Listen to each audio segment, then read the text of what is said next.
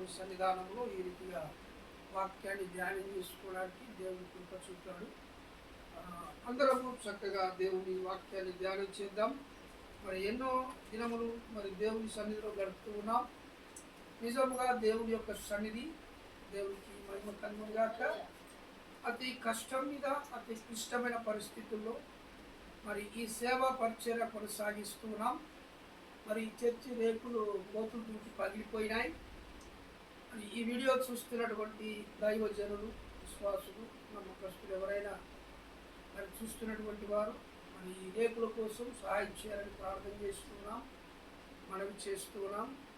దేవునికి మహిమ కలుగునుగాక. ఈ దినం దేవుని వాక్యంలో నుంచి ఒక మాట చూసుకుందాం.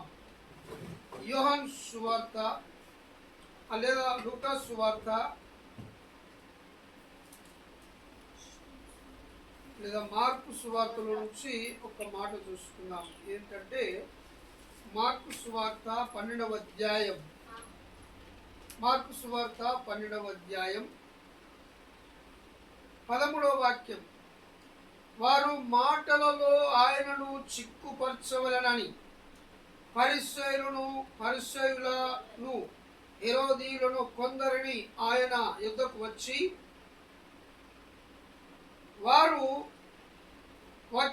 బోధకుడా, నీవు సత్యవంతుడవు, నీవు ఎవరిని లక్ష్య పెట్టని వాడవని మేమెరుగుదుము.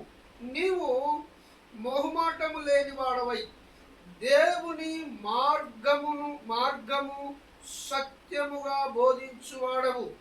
కైసరునకు పన్నిచ్చుట న్యాయమా కాదా? ఇచ్చదమా ఇయ్యకుందుమా అని ఆయనను అడిగి, ఆయన వారి వేషధారణ ఎరిగి, మీరు నన్ను ఎందుకు శోధించుచున్నారు? ఒక దేనరము నా యుద్ధకు తెచ్చి చూపుడని వారితో చెప్పాను. వారు తెచ్చిరి. ఆయన ఈ రూపమును పై వ్రాతయు ఎవరివని వారిని అడగగా వారు కైసరువనిరి. అందుకు యేసు, కైసరునకును దేవునివి దేవునికును చెల్లించుడని వారితో చెప్పగా వారు ఆయనను గురించి బహుగా ఆశ్చర్యపడింది. దేవునికి మహిమ కలుగునుగాక.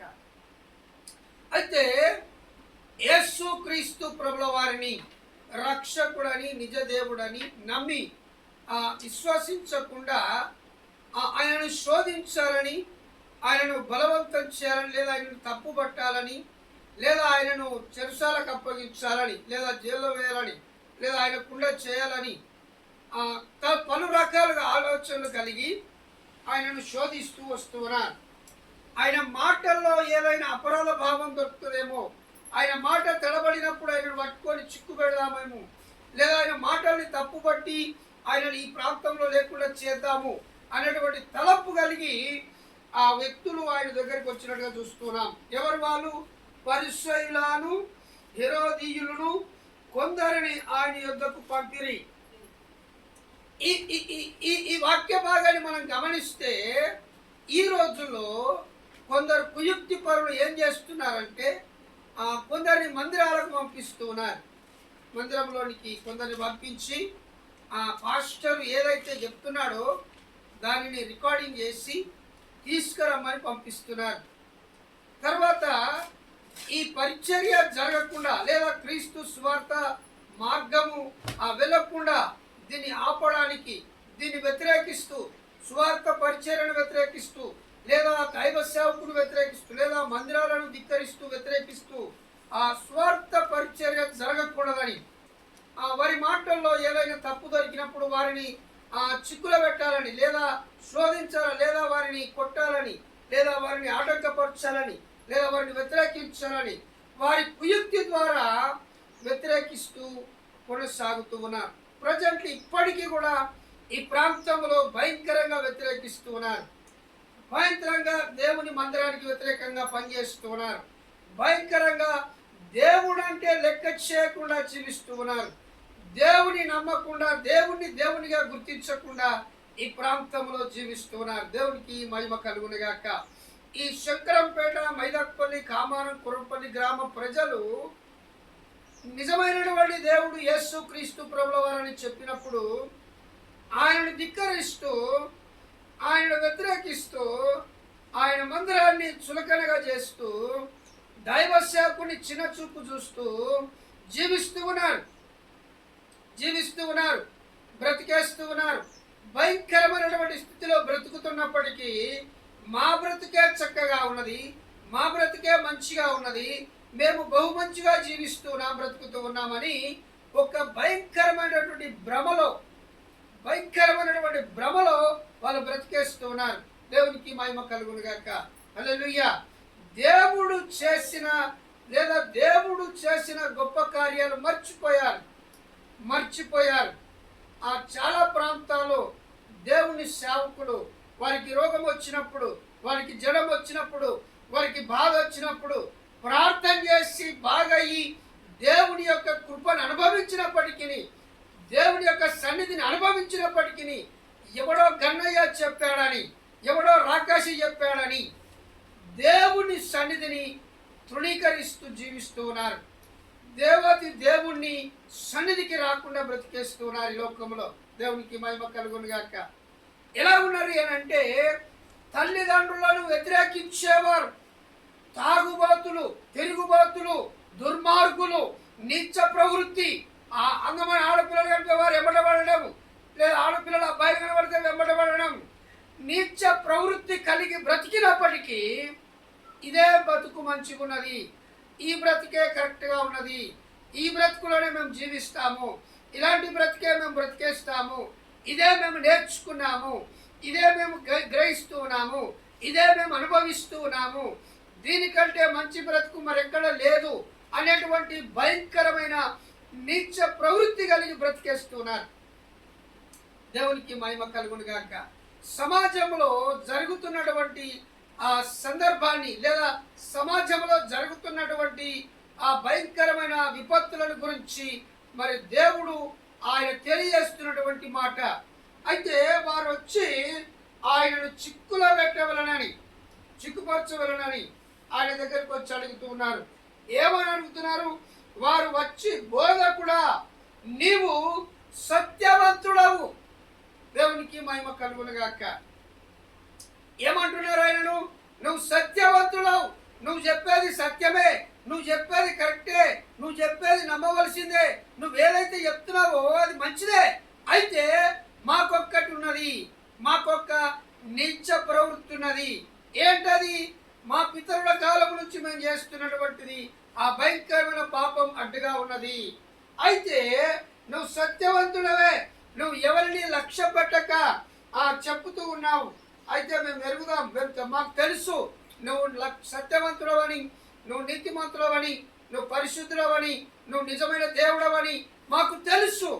అయినప్పటికీ మేము చేసిన నీచ ప్రవృత్తి నీకు మాకు అడ్డుగా ఉన్నది అనేటువంటి విషయాన్ని వాళ్ళు గ్రహించి మాట్లాడుతూ ఉన్నారు. అవును, ఈ రోజుల్లో కూడా అలాంటి నీచ ప్రవృత్తి కలిగినటువంటి జీవితాలు, భ్రష్టు పట్టినటువంటి జీవితాలు, భయంకరమైనటువంటి పాప జీవితాలు జీవించినప్పటికీ నిజమైన దేవుడు రక్షకుడు యేసు క్రీస్తు ప్రభుల వారని, ఆయన మన బాధల్ని తీరుస్తాడు, మన తలరాత మారుస్తాడు, మన బ్రతుకులు మారుస్తాడు, మన మనసు మారుస్తాడు, మన జీవితాలను మారుస్తాడు, ఒక మంచి స్థాయిని మనకిస్తాడు, ఒక మంచి ప్రవృత్తిని మనకిస్తాడు, ఒక మంచి ఆలోచనను మనకిస్తాడు, మంచి బ్రతుకును మనకు కలిగిస్తాడు అనేటువంటి విషయాన్ని మర్చిపోయి ధిక్కరించి, తృణీకరించి ఈ పాపపు లోకములో భయంకరంగా జీవించడానికి ఇష్టపడుతున్నారు. దేవునికి మహిమ కలుగును గాక. హల్లెలూయా. దేవుడు చేసే గొప్ప కార్యం మరొక మాట చూద్దాం. ఏమంటూ ఉన్నాడు 15వ వచనంలో, అయితే 14వ వచనం పూర్తి కాలేదు, మరొకసారి చదువుగా. వారు వచ్చి, బోధకుడా నీవు సత్యవంతుడవని ఎవరిని లక్ష్య పెట్టకయు మొహమాటం లేనివాడవై దేవుని మార్గమును సత్యముగా బోధించువాడు. ఏం చెప్తున్నారు? మరొక మాట, దేవుని మార్గమును సత్యమును బోధిస్తున్నావు. నువ్వు బోధించేది కరెక్టే, దేవుని మార్గం అని చెప్తున్నావు. అయితే ఈ దేవుని మార్గం అని చెప్తున్నటువంటి ఈ మార్గములో రావడానికి మాకు ఇష్టం లేదు. ఇదే మార్గము అని చెప్పడం ద్వారా మాకు అయిష్టత ఏర్పడింది, మాకు ఇష్టం పుట్టట్లేదు. ఈ మార్గంలో నీవు చెప్పిన మాటలు విని రావడానికి మాకు భయంకరమైనటువంటి కొన్ని ఆచార కాండలు పద్ధతులు అడ్డుగా ఉన్నాయి. వాటిని వదిలి మేము రాలేకపోతున్నాం. నీవు ఆ దేవుని మార్గమును సత్యముగా వాడవు అని చెప్పి, దేవుని మార్గమును సత్యముగా బోధించువాడవని మాకు తెలుసు. ఈ దేవుడు నిజమైన దేవుడు అని మాకు తెలుసు. అయినా కొన్ని పద్ధతులు, కొన్ని ఆచార కాండలు, కొన్ని మా తాత ముత్తాతల నుంచి వస్తున్నటువంటి కొన్ని ఆచార కాండలు దేవునికి నరునికి మధ్యలో అడ్డుగోడగా, పాపపు అడ్డుగోడగా నిలబడి దేవుని సన్నిధికి రాకుండా ఆపివేస్తున్నాయనే సంగతి వారికి కూడా తెలుసు. దేవునికి మహిమ కలుగునుగా. తెలిసినప్పటికీ వాటిని వదిలిపెట్టుకోలేకపోతున్నారు, వాటిని విడిచిపెట్టుకోలేకపోతున్నారు, వాటిని దూరం చేసుకోలేకపోతున్నారు, వాటిని తొలగించుకోలేకపోతున్నారు. ఆ నీచ ప్రవృత్తి కలిగిన బ్రతుకును మార్చుకోలేకపోతున్నారు. ఆ దుర్మార్గపు పాప జీవితాన్ని విడిచిపెట్టలేకపోతున్నారు. ఎందుకనంటే ఈ బతుకే మాకు మంచిగున్నది, ఈ బ్రతుకే మాకు మంచిగున్నది, ఈ జీవితమే మాకు మంచిగున్నది అనేటువంటి భయంకరమైన నీచ ప్రవృత్తిలో బ్రతుకుతున్నప్పటికీ దానినే కొనసాగిస్తూ ఉన్నారు. చూద్దాం దేవుని వాక్యంలో నుంచి మరొక మాట. కైసరులకు పండించుట న్యాయమా కాదా, ఇచ్చదమా ఇయ్యకుందుమా అని ఆయనను అడిగిరి. ఆయన వారి వేషధారణ ఎరిగి, మీరు నన్ను ఎందుకు శోధించుచున్నారు? వేషధారణ కుయుక్తి, దుర్మార్గపు ఆలోచనలు. ఎటువంటి దుర్మార్గపు ఆలోచనలు అంటే, నీ దేవుడే గొప్పోడా, మాకు దేవుడు లేరా అని మాట్లాడతారు. మా దేవుడు గొప్పోడు కాదా అని మాట్లాడతారు. అంటే మేము చేసేది కరెక్ట్ కాదా, మా బ్రతుకు కరెక్ట్ కాదా, మేము మొక్కే మొక్కులు కరెక్ట్ కాదా అని చెప్పి మాట్లాడుతూ ఉంటారు. అంటే ఇక్కడ నా అనుభవపూర్వకంగా ఒక మాట చెప్పాలి. నేను చాలా చేశాను, చాలా చూశాను, చాలా మార్గాల్లో తిరిగాను. అయితే నా బ్రతుకు మార్చింది, నా జీవితం మార్చింది, నా తలరాత మార్చింది, నాకు ఒక మంచి బ్రతుకునిచ్చింది యేసుక్రీస్తు ప్రభుల వారే. దేవునికి మహిమ కలుగును గాక. నాకు మంచి బ్రతుకునిచ్చి, మంచి స్థాయినిచ్చి, ఒక ఉన్నతమైన స్థితిలో నిలబెట్టింది యేసుక్రీస్తు ప్రభుల వారు మాత్రమే. దేవునికి మహిమ కలుగును గాక. దీనిని బట్టి నాకు అర్థమైంది ఏంటంటే, యేసు ప్రభుల వారు నిజమైన దేవుడని, ఆయన బోధించే ఆ దేవుని మార్గము సత్యముగా ఆయన బోధిస్తున్నాడనే విషయము నాకు అర్థమైంది కనుక, నేను తెలుసుకున్నాను కనుక, దాన్ని అనుభవిస్తున్నాను కనుక నేను చెప్పడానికి ఈ స్థలములో దేవుడు నన్ను నిలబెట్టాడు. దేవునికి మహిమ కలుగును గాక. హల్లెలూయా. ఈ నిజమైన మార్గమును, ఈ సత్య మార్గమును వెంబడించకుండా వాళ్ళు ఆయనను శోధిస్తున్నారు. ఈ రోజుల్లో కూడా సేవకుని శోధిస్తున్నారు, పరిచర్యను శోధిస్తున్నారు, మందిరాలకు వచ్చి శోధిస్తూ ఉన్నారు. వారు పాప నీచ ప్రవృత్తిని బట్టి సేవకుని శోధిస్తూ ఉన్నారు. ఏదో తప్పుడు మాటలు మాట్లాడేసి, దుర్మార్గపు ఆలోచనలు కలిగి వారి మనసులో పెట్టుకొని, ఇది సత్యమా, ఇది నిజమా, ఇలా ఉండొచ్చునా, ఈ పని చేయొచ్చునా, ఇలాగే ఉండాలని ఎందుకు చెప్తున్నారు, ఇలా ఉండకూడదని ఎందుకు చెప్పలేకపోతున్నారు అనేటువంటి నీచ ప్రవృత్తి కలిగినటువంటి ఆలోచన మనసు కలిగి దేవుని పరిచర్యకు, దేవుని సేవకులకు వ్యతిరేకంగా మారిపోయి బ్రతుకుతూ జీవిస్తూ ఎదురు ప్రశ్నిస్తూ ఉన్నారు. ఇక్కడ వాళ్ళు అదే చేస్తున్నారు. బోధకుడా, నీవు మేము కైసరులకు పండించుట న్యాయమా కాదా అది చెప్పమని ఆయనను శోధించడానికి ఆ మాట అడిగినప్పుడు ఆయన ఒక మాట చెప్పాడు. ఆ దేనారం అనగా రూపాయి బిల్ల చూపి అని అన్నాడు. ఆ రూపాయి బిల్లను చూపిమన్నప్పుడు ఆయన దగ్గరికి తెచ్చిచ్చారు. ఆ రూపాయి కాయం తెచ్చిచ్చినప్పుడు దాన్ని ఇటు అటు చూపించి, దీని మీద రాత రాసింది ఎవడు అని అడిగాడు. దీని మీద రాత రాసి దీన్ని ముద్రించింది ఎవరు అని అంటే, కైసరు అయిన రాజు అని చెప్పాడు. అంటే ప్రభుత్వం అని చెప్పాడు. ఎప్పుడైతే రాజు అని ప్రభుత్వం అని చెప్పాడో ఆ మాట శ్రద్ధగా వినండి. రాజువి రాజుకును, దేవునివి దేవునికి ఇవ్వండి అని చెప్పాడు. అంటే నువ్వు పన్ను కట్టేది కట్టే, దేవునికి ఇచ్చేది దేవునికి ఇచ్చేయి. గవర్నమెంట్కి ఏదైతే నువ్వు కట్టాలో అది కట్టేయి. అలాగే నీవు దేవునికి ఇచ్చేది దేవునికి ఇచ్చేయి అని చెప్పి ఆయన చెప్పినటువంటి మాటకు వారు ఆశ్చర్యపడి అని రాయబడింది. అంటే ఇంత అద్భుతమైనటువంటి నిర్ణయము, ఇంత అద్భుతమైనటువంటి పరిష్కారము, ఇంత అద్భుతమైనటువంటి మాట ఆయన చెప్తాడని వాళ్ళు ఆలోచించుకోలేకపోయారు. ఈ రోజుల్లో కూడా దేవుని మాటను లక్ష్య పెట్టక, దేవుని మాటను ఆలోచింపక, దేవుని మాటను గ్రహింపక, దేవుని మాటలో ఉన్న సత్యాన్ని తెలుసుకోలేక, దేవుని మాటలో ఉన్న శక్తిని గ్రహించలేక, దేవుడు చెప్పే మాట మన బ్రతుకులకు, మన జీవితాలకు ఒక వెలుగుకరంగా, అద్భుతకరంగా పనిచేస్తాడన్నటువంటి విషయాన్ని గ్రహించక నీచ ప్రవృత్తి కలిగి వ్యతిరేకంగా జీవిస్తూ ఉన్నారు. దేవునికి మహిమ కలుగును గాక. కనుక దేవుడు చెప్తున్నటువంటి మాట వారి వేషధారణ, అంటే వారి హృదయంలో ఉన్న పాపపు ఆలోచనను గుర్తెరిగి యేసుక్రీస్తు ప్రభుల వారు సెలవిచ్చినటువంటి మాట కైసర్వి కైసర్కు, అంటే ప్రభుత్వానికి చెల్లించేది చెల్లించండి, అలాగే దేవునికి చెల్లించేది చెల్లించండి అని చెప్పాడు. దేవునికి మహిమ కలుగును గాక. దేవుడు ఆయన చేసే గొప్ప కార్యం, మనుషులుగా మనం ఈ భూమి మీద పుట్టించినటువంటి దేవుడు మనల్ని రక్షణ మార్గంలో నడిపించడానికి, మనమందరము ఆయన పిల్లలుగా, ఆయన బిడ్డలుగా ఆయన సన్నిధికి చేరడానికి ఆయన చేసిన గొప్ప కార్యమే ఈ మార్గం.